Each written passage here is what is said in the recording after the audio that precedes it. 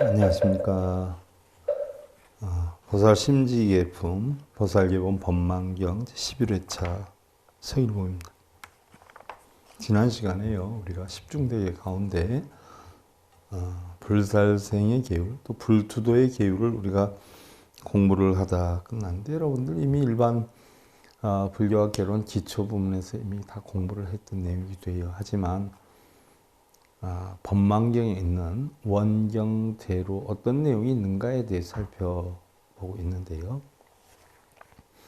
흔히들 우리는 쉽게 얘기해서 오게 하면 불살생, 불투도, 불사음, 불망어, 불음주다 이런 정도로 알고 있는데, 세부적으로 그런 것을 설해놓은 법망경에는 어떻게 표현이 되어 있는가 하는 경전에 의한 우리가 보살 계본에 대해서 공부를 하는데요. 지난 시간에 우리가 재물은 사람의 목숨을 보존해 주는 것이므로 이것도 하나의 외형적 목숨인 외형이기 때문에, 외명이기 때문에 도적질은 중대한 죄가 된다라고 했고, 또한 보살 실천 수행 가운데 제일 처음이 보시바라밀인데, 바로 도적질은 보시바라밀 뿐만이 아니라 육바라밀을 파괴하는 행위이기 때문에 중대한 범죄가 아닐 수 없다라고 했는데, 흔히들 도적질이라고 하는 것은요, 주지 않는 남의 물건을 임의로 가져가는 것을 뜻하는 것이기도 하지요.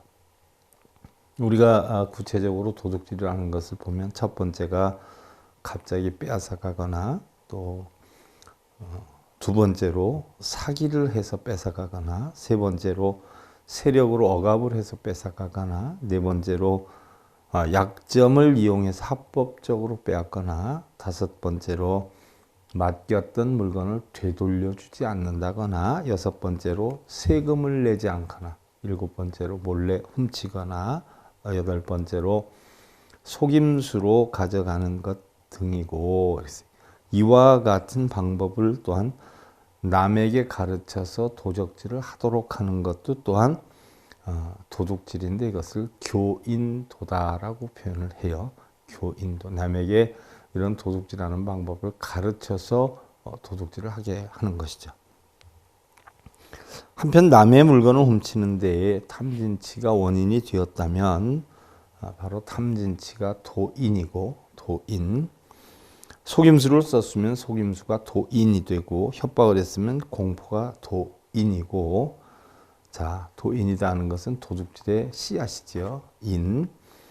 도적질할 장소를 엿본다든가 출입구 등을 살핀다거나, 또 발각되었을 시에는 어떻게 빠져나가야 되는지 등을 살펴보는 것은 도연, 인연의 연이고, 자물쇠를 여는 방법이나 또 갈취하는 방법, 해를 입히는 방법, 이런 것들은 도법이고, 도둑질하는 방법이고, 도적질한 것을 어떻게 사용하는지, 어떠한 과보를 받는지 등은 도업이다.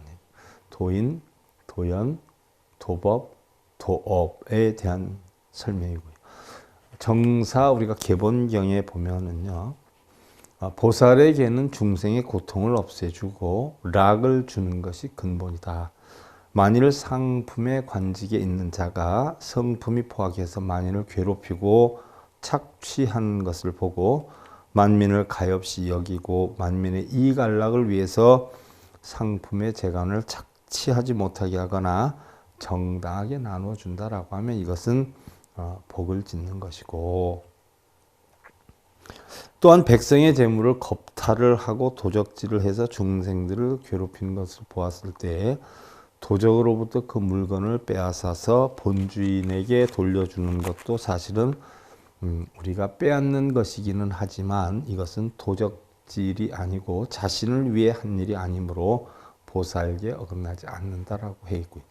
또한 개경에 보면은요, 필릉가바차가 도적의 배 가운데에서 두 아이가 감금이 되어 있는 것을 보고 그 두 아이를 몰래 훔쳐내어서 부모에게 주었는데, 이런 것은 바로 범죄가 되지 않는다라고 설했죠. 또한 도적이 백성의 물건이나 동산이나 교단의 물건이나 또한 남의 물건을 세력으로 강탈하거나 교묘한 방법으로 빼앗으려 하는 등 백성들을 억울하게 하는 자들을 보고 보살의 능력으로 그것을 빼앗아서 본尊에게 돌려주면 이는 보살계를 범한 것이 아니다. 무슨 얘기냐 하면 다른 사람이 뺏어간 물건을요 저로 빼앗아 가지고 주인을 찾아주는 것, 이런 것은 보살계를 범하는 것이 아니다는 이야기죠. 또한 화엄 이지품에 보면 도적질한 죄는 중생으로 하여금 사막도에 떨어지게 하나니 만일 사람 가운데 난다 하더라도 두 가지의 과보를 받게 되는데 첫째는 항상 빈궁한 것이요 둘째는 지니는 재물의 소유가 공동으로 되어 마음대로 쓸 수가 없느니라 라고 하였어요. 무슨 얘기냐면 도둑질한 그런 원인으로 해가지고 만약에 나중에 사람으로 태어난다라고 해도 그러한 과보가 따른다는 이야기예요. 자, 이제 세 번째 중계가 삼중계가 사음하지 마라 불삼계죠. 신도 5개 가운데 세 번째 해당이 되기도 하고요. 약 불자가 자음이거나 교인음가 내지 일체 여인으로 부득고민이 음인, 음연, 음법, 음업이며 내지 축생여와 제천 귀신여와 급비 도행 음가 그랬어요. 만약 불자가 스스로 사음을 하거나 다른 사람들에게 사음을 하게 하거나 내지 일체의 여인과 더불어 사음하지 말지니 사음하는 인과 사음하는 연과 사음하는 법과 사음하는 업을 짓거나 내지 축생여와 제천 귀신여와 그리고 바르지 않은 도리로 사음을 해서는 아니 될 것이니라 라고 했어요. 음이다라고 하는 것은 사음의 음이다라고 하는 것은 애욕에 의해서 마음이 더럽혀지고 어지러워지기 때문에 바로 부정행 혹은 또 비범행이다라고 하는데 음란한 마음으로 방일하게 됨을 뜻하는 것이기도 하지요. 법장 스님은요 수변의 음과 또 과실로 볼 수 있는 음행을 뜻하고 수변의 음자 또 여변의 음자는 간사로운 것으로 풀었는데요. 수변의 음자 또 여변의 음자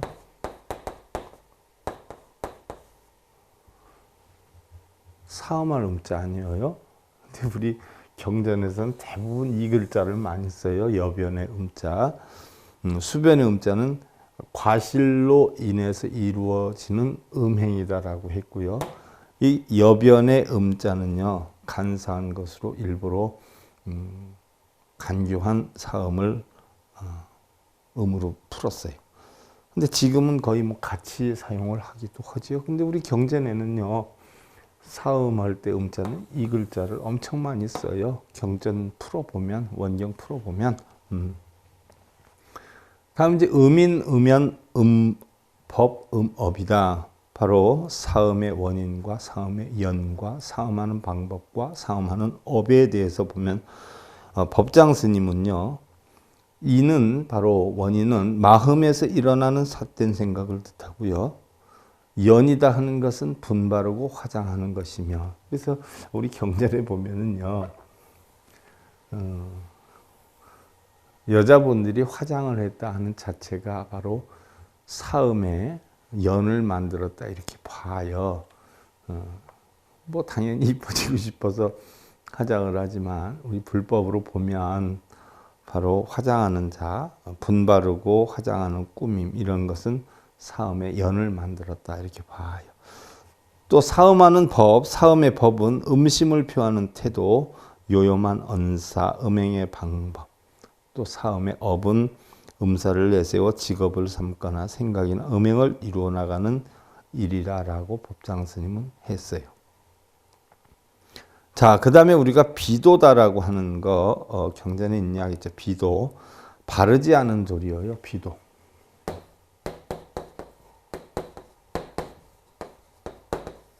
올바르지 않은 도리. 성기 위의 장소로 음행을 뜻하고 비지는 산도의 입이나 학문, 비천은 영묘사당 대중합, 비량은 정도에 넘치는 과도한 성관계, 또 비리는 세간의 일반적인 이에 맞지 않는 것, 이거를 전부 비도다, 정상적인 사랑의 여건이 아니다라고 했고요. 이 보살이 응생 효순심하여서 구도 일체 중생하여 정법 여인연을 이반 갱기 일체 이놈하여 불택 축생하고 또 내지 모녀 자매 육친으로 행음하여 무자비 심자는 시보살 바라위제니라. 옛날에도 이 사음 관계가 굉장히 힘들었던 것 같아요. 왜냐하면 우리가 삼강오륜이 생긴 게 사실은 삼국시대 때 생기지 않았어요. 옛날에는 아기를 낳아도요. 사실 우리는 그 어머니로 인한 그 인연의 사상이 많이 팽배했다라고 표현을 해요. 쉽게 예를 들면 옛날에는 누구 자식이냐 할 때 아버지를 나타낸 게 아니라 어머니의 자식을 나타냈고 또 어머니의 성을 따라서 이름을 지은 성향이 많다라고 하죠. 왜냐하면 생각해 보세요. 저 아내가 내 아내다. 또 뭐 남녀 7세 부동석이니 뭐 남녀가 7살이 넘으면 함께 앉지를 못한다. 이런 어떤 율법이요 사실은 도리법이 다 삼국시대 때 만들어진 게 대부분이다라고 해요. 그러면 삼국시대다라고 하면 500년대 600년대인데 그러면 부처님 제세시는 마이너스 500년대니까 약 부처님 제세시는 뭐 1000년 전이지 않아요? 삼국시대 이전에 1000년 전. 그럼 1000년 전에는 어땠겠냐 이야기예요. 어떤 이런 성이나 뭐 이런 데 대해 가지고 거의 뭐 어떤 경계가 없었고 분별이 굉장히 약했던 이런 시대다라고 하죠. 그래서 세계적으로 보면 아버지가 누군 줄 몰라서 누가 아기를 낳냐 해서 모계사회에서 어머니 성씨를 따라가는 성향이 많았고요. 부처님 제세시만 해도 사실 그런 분별력이 굉장히 적었다라고 하죠. 그래서 어떻게 보면 지금 생각해 보면 뭐 흉측하기도 하지만 어떤 자연의 어떤 여건으로 보면 사람들의 어떤 성관계나 이런 부분도 자연물하고 똑같이 취급이 돼서 뭐 예를 들어서 여러분들 뭐 길 가다 보면 강아지들끼리 뭐 서로 사랑 나누고 이러듯이 사람들 관계에서도 뭐 길 가다 눈이 맞으면 뭐 성관계 하기도 하고 뭐 이랬던 시대다라고 해요. 그래서 굉장히 그런데 어떤 신경이 쓰이기도 했고 조금 어떤 뭐 정확한 분별이 없었던 그런 시대였다라고 하는데 보살은 마땅히 효순심을 내어서 일체 중생을 구도하여 청정법을 베풀어야 하거늘 오히려 일체 사람들에게 음심을 일으켜서 축생을 가리지 않고 내지는 어미나 딸이나 자매나 육친에게 음행하는 자비심이 없는 자는 보살의 바라이제에 해당이 되느니라. 그러니까 사실 뭐 사람들이 그 당시에는 어떤 뭐 친척이나 이런 것을 구분해 가지고 친척끼리는 결혼 못 한다 뭐 이런 제도가 없었지 않아요. 사실 뭐 친척 말고 다른 사람들을 만날 수 있는 기회가 많지 않았기 때문에 대부분 어떤 친척 관계에서 결혼이 성사되는 경우가 엄청 많죠. 그래서 뭐 부처님 제세 시에 아니면 부처님 이전 시대 때에도 보면 샤카족이 처음에 여러분들 우리가 더 붓다에서 배우지 않았어요. 본부인과 두 번째 부인이 있었는데 결국 본부인의 자식들이 9명이었는데 결국 떠나잖아요. 이쿠시바쿠 왕 밑에에 부인이 둘이었는데 그 본부인한테는 9자식이 있었고 둘째 부인한테는 자식이 하나 있었는데 서로 어떤 정권 다툼에 몰입하다 보니까 결국 싸우지 않으려고 모든 것을 두 번째 부인 자식한테 다 물려주고 떠나나오지요. 9형제가 9자매가 남매가 떠나나와 가지고 9남매가 나와서 나라를 이루는데 제일 위에 누이는 어머니 역할을 하고 그 밑에 두 번째에서부터 9번째에서 8명이 남자 여자 형제가 서로 결혼을 하게 되죠. 그렇게 해서 만들어진 나라가 샤카족이에요. 샤카족. 그리고 제일 위에 누이는 이제 문둥병이 걸려가지고 그래서 결국은 강 건너로 떠나가지요. 거기에서 이제 베살리국의 왕이었던 사람도 문둥병이 걸려 있었는데 요양처 나와 있었는데 거기에서 만나가지고 결국은 어떻게 돼요? 결혼을 하게 되죠. 이게 바로 뭐 천비성이에요. 천비성. 쉽게 예를 들면 시다르타 태자가 형성이 됐던 종족이 바로 샤카족이고 그 강 건너해에서 이루었던 종족이 콜리아족이란 말이죠. 콜리아족. 콜리아족에는 성이 천비성이었고요. 샤카족은 성이 카비라 성이었지 않았어요. 그러면 그 콜리아족, 콜리아라고 하는 것은 대추나무를 뜻하죠. 대추나무. 그래서 그 나라에는 호랑이가 굉장히 많아가지고 대추나무로 울타리를 치고 살았었다라고 해서 콜리아, 대추나무인데 콜리아를 울타리를 쳤고 또 성도 콜리아 성이다 이렇게 표현을 했는데 바로 시타르타는 샤카족 사람이고 시타르타 부인인 야소다라는 바로 콜리아족 사람이죠. 그렇게 놓고 보면 바로 정반왕 여동생이었던 룬비니가 바로 콜리아족으로 시집을 가서 결국은 거기에서 자식을 낳은 게 야소다라는 말이죠. 그러니까 어떻게 보면 서로 이모관계, 외숙모관계가 서로 이루어지고요. 형제들까지 결혼했던 그런 시대에 그때 어떤 성윤리가 완벽하게 정해진 그런 것이 없었던 시대이기도 하죠. 자, 음행이라고 하는 것은요, 깨끗하지 못한 행위고 생사의 근본인 생멸심인 것으로 청정한 마음을 오염되게 하고 산란케 해서 미혹하게 함으로 출가인에게는 금하는 계율이다라고 했는데 사실 불사음계가 만들어진 우리 불교에서는요, 처음에 부처님이 출가하셔서 12년 동안 계율이 없었어요. 그냥 제약막작 중선봉행, 그래서 나쁜 것은 막고 착한 일은 받들어 행하자, 뭐 이렇게 해서 살아왔던 거죠. 이게 이제 하나의 칠불 통계가 돼가지고 나중에 자정기심 시제불교라, 바로 그것은 누구한테 빌어서 되는 게 아니라 자기의 마음을 깨끗하게 닦음으로 인하는 것, 이렇게 해서 나쁜 일은 없애고 좋은 일은 자꾸 늘려서 봉행하자. 이게 우리 불교의 계율 전체였어요. 그래서 자정기심, 자신의 마음을 닦아서 하는데 바로 시제불교, 이것이 불교다라고 했던 것인데, 한 12년 지나면서부터 지난번에 우리가 불살생계도 했고 불투도계도 했지만 불투도계는 딴니가라고 하는 친구 때문에 만들어졌고, 우리가 지금 하고 있는 불사음계는 수디나라고 하는 제자 때문에 만들어졌죠. 수디나도 결국은 독자였어요.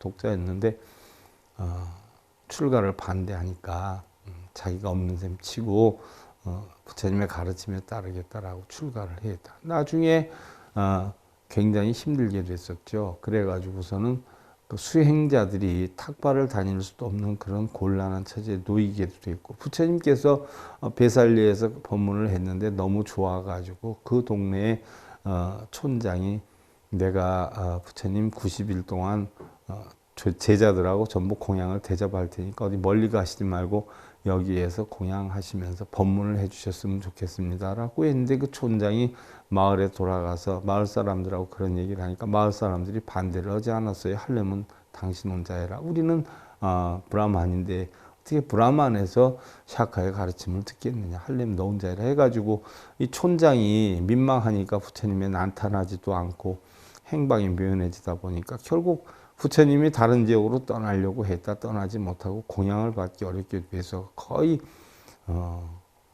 아사지경에까지 놓이게 되죠. 제자들이. 그래가지고 방법을 연구해서 각자 인연 닿는 대로 뿔뿔이 흩어져서 우리가 안거 끝나고 다시 만나자 했을 때 수디나가 자기네 집은 넉넉하게 사니까 적어도 한 300여 명 정도까지는 자기네 집에서 안거 기간 동안은 해결할 수 있을 것 같습니다. 해가 부처님한테 허락을 받고서는 그 한 300여 명을 데리고 집으로 갔더니 집에서는 뭐 이루 형용할 수 없이 대환영이었죠. 왜 환영이었냐면 사람들을 뭐 300명을 데리고 온다라고 해도 그 정도는 뭐 먹고 지낼 수 있는 능력은 되는데 독자였던 수디나가 출가를 해가지고 대를 못 이어서 나중에 이제 만약에 아버지가 돌아가시게 되면 그 모든 재산을 국가에 전부 환납을 했어야 됐었어요. 그 당시에는 뭐 아들이 있으면 아들한테 물려주지만 아들이 없으면 국가에 전부 환수를 시켰거든요. 그런 제도가 있었는데 독자였던 아들이 출가를 하니까 얼마나 속이 상하겠어요. 그때에 집으로 뭐 300명을 데리고 온다니까 얼씨구나 좋게 생각을 했죠. 왜 그러냐 하면 그 어머니의 꿍꿍이 속에는 집에서 와 있는 동안 대례도 이었으면 좋겠다 하는 마음에 얼마든지 데려와도 대접을 해주겠다 했던 것이죠. 그래서 수진아가 한 300명을 데리고 갔었는데 잘 대접을 해줬어요. 근데 어머니가 아들한테 부탁을 하죠. 이제 출가 그만둬라. 돌아와서 집에서 할 일을 하고 뭔가 집안의 대도 이어가야 될 것이 아니냐. 내가 어른 조상들한테 얼마나 볼 면목이 없는 줄 아냐.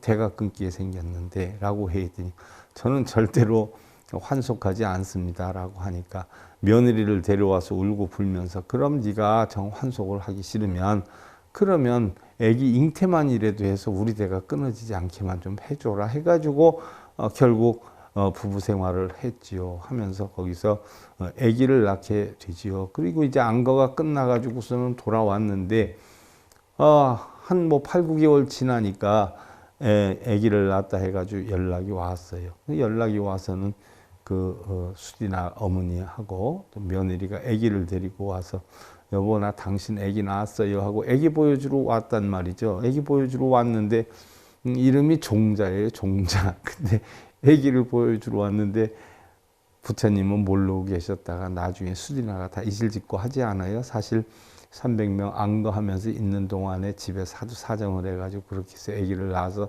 대를 잇도록 했습니다 라고 했더니 부처님이 그래 요번에는 자 할 수 없다 이왕 이렇게 된 거 그러면 다음부터는 절대 어떻게 됐든 그런 일을 범해서는 아니 되느니라 라고 해서 만들어진 기율이 불사음계예요. 불사음계. 뭐 실제로 스님들도 그런 역량이 있는 사람들이 많이 있죠. 근데 사실은 정말 깨달은 자에게는요 그런 것이 큰 문제가 되지 않아요. 부처님 가르치면은 혹시 깨닫지도 못한 사람이 잘못된 수행자의 삶을 살 것 같아서 그렇게 했지만 수진아에게는 일단 두 번 다시 그런 일을 저지르지 않겠다라고 약속을 받고 바로 해제를 시켜 주었고요. 그 다음에 이제 만들어진 게 불사음계죠. 그래서 음행이란 깨끗하지 못한 행위고 또 생사의 근본인 생멸심인 것으로 청정한 마음을 오염되게 하고 산란케 해서 미혹하게 함으로 출가인에게는 금하는 기율이다. 의미는 바로 사음의 원인은 오염하는 마음이고 음연은 음행의 대상에 마음이 이끌려서 따라감을 뜻하는 것이고 음법은 마찰하고 포옹하고 애정을 칭찬하는 것 등이고 음업은 남녀의 이근으로 성교하는 것을 뜻한다라고 해 있는데 원효대사는요. 소승은 자리가 우선이기 때문에 자기 자신의 이익되는 삶을 우선적으로 산다라고 했어요. 그래서 소승은 자리가 우선이므로 사람을 가르쳐 음행을 하게 했더라도 스스로 행하지 않아서 물들지 않았으면 범함이 무겁지 않다. 물론 범함이 죄가 되긴 하지만 무거운 죄는 아니다라고 했고요. 또 대승은 이타가 우선이므로 자기는 비록 물들지 않았더라도 남을 물들게 했으면 범함이 극중한데 하물며 음행을 매게 하는 일이겠느냐라고 해 있는데 어떻게 됐든 작은 범죄가 됐든 큰 범죄가 됐든 출가자로서는 음행을 해서는 아니 된다는 이야기죠. 한편 지대사는 세 가지 인연이 갖추어져야 음행이 성립이 된다라고 했어요. 첫째는 바로 도다, 도. 그리고 둘째는 음심이다라고 했고요. 셋째는 사수, 음사이며 바로 음행의 최초로부터 마지막까지 근본이 되는 것을 음심이다 했다. 사음하는 마음을 지니면 이것이 다 뭐예요? 죄가 된다 이렇게 표현했어요. 하긴 모든 것이 다 보면 마음에서 비롯되는 것이 아니에요. 마음이 형성이 되지 않으면 얼마든지 뭐 가능하다고 봐요. 근데 마음이 어떤 그런 것이 형성이 되면 일단 몸도 따르게 되고 행위도 따르게 되니까 가장 근본은 마음이 있다는 이야기고. 다음에 이제 법장 스님은요 이에 대해 세 가지 예를 드는데 첫째 보살은 음근 지닌 것을 원망하나니 여근 중에 들어갔더라도 손가락을 깨무는 등으로 음심을 금하며 어떤 음심이 형성이 됐다 하더라도 손가락들을 깨물고 그 쾌락을 감수하지 않으므로 범죄를 할 수 없고 둘째로 보살이 잠들었을 때 다른 이가 음행에 오더라도 필경은 쾌락을 위함이 아니기 때문에 그건 범죄가 아니고 셋째로 깨어났어도 쾌락을 감수하지 않으면 범죄가 아니나 만일 쾌락을 받으면 번개가 된다. 그러니까 부득이하게 사음을 하게 됐다. 그럴 경우에 예를 들어서 뭐 요즘 굉장히 뭐 성범죄도 늘어나고 하지 않아요. 그런데 그걸 법장 선생님이 그렇게 표현한 것이에요.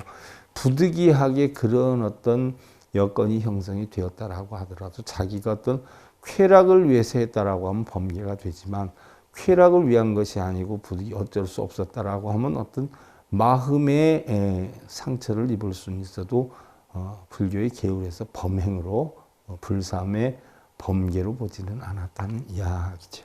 화엄경에 십행보살이 청정한 계를 지니는데 한량없는 마녀들이 갖은 방법으로 유혹하고 뇌란시키지만 보살은 한 생각도 내지 않으므로 부처와 같이 청정하다라고 했고요. 또 육아론에 보면은요, 출가자는 성 문제를 지켜야 하기 때문에 일체 음행을 금해야 하지만 다른 사람의 보호자가 없는 제가보살이 출가자를 찾아와 음욕으로 결연하려 했을 때 출가자가 완경히 거절해서 제가보살의 음욕을 못 참아 죽음을 불사할 경우 자제방편으로 자비심을 내어서 여인의 종망을 충족시켜 생명을 구하는 일은 번개가 아니다.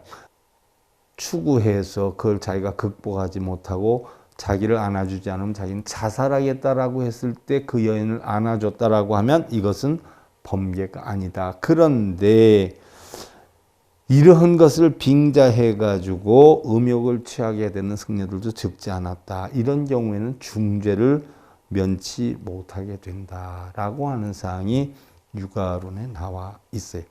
뭐 어느 것이 옳고 그른지는요, 우리가 어떤 분별 작용에 따라서 많이 다를 수도 있죠. 심지어 뭐 옛날에 제가 초발심자경문 할 때에도 강의를 해드렸던 것 같아요.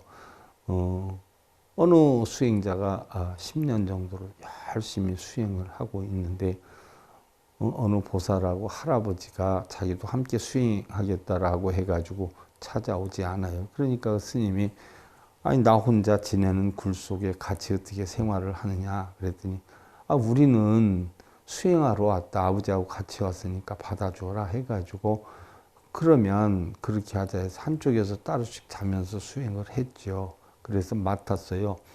그 노고사하고 스님은 수행을 같이 하고 그 보살은 젊은 보살은 나가서 약초를 캐가지고 그 약초를 시장에 내다 팔거나 아니면 쌀이 같은 거 아니면 대 같은 걸 잘라서 바구니를 만들어서 밖에 나가서 팔아가지고 그 자기와 아버지가 수행할 수 있도록 해주는 데 대한 스님 보필을 해줬죠. 그래서 무려 10여 년 가까이 그렇게 했는데 어느 날 그 스님이 수행을 못하는 거예요. 수행하려고 하면 그 여자의 몸이 생각나고 여자의 얼굴이 떠오르고 이래가지고 수행을 못하지 않아요.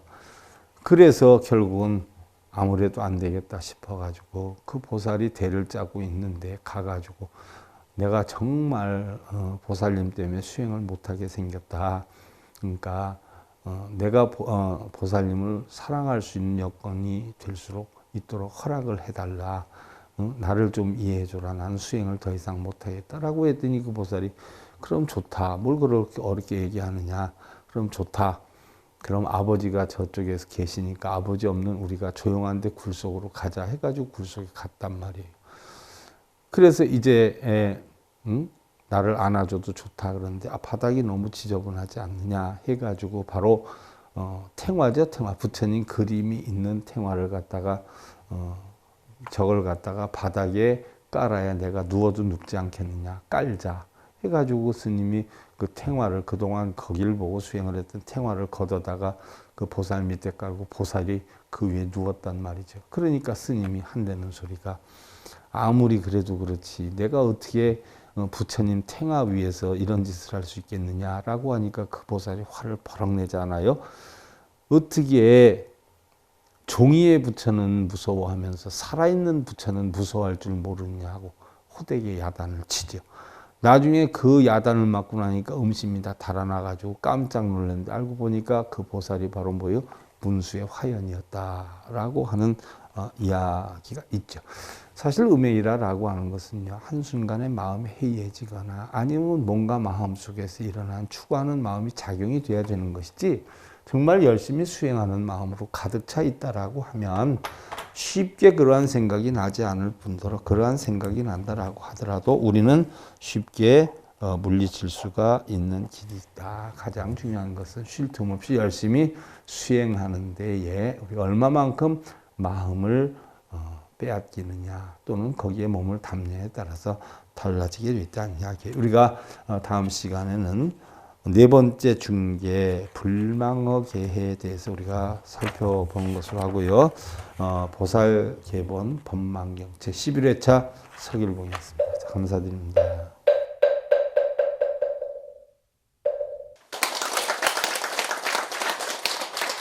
행복으로 가는 징검다리에 서길봉 스님이 여러분들을 초대합니다. SIB 불교교육대학에서는 더 듣다, 생활 속의 천수경, 달마대사 성관법,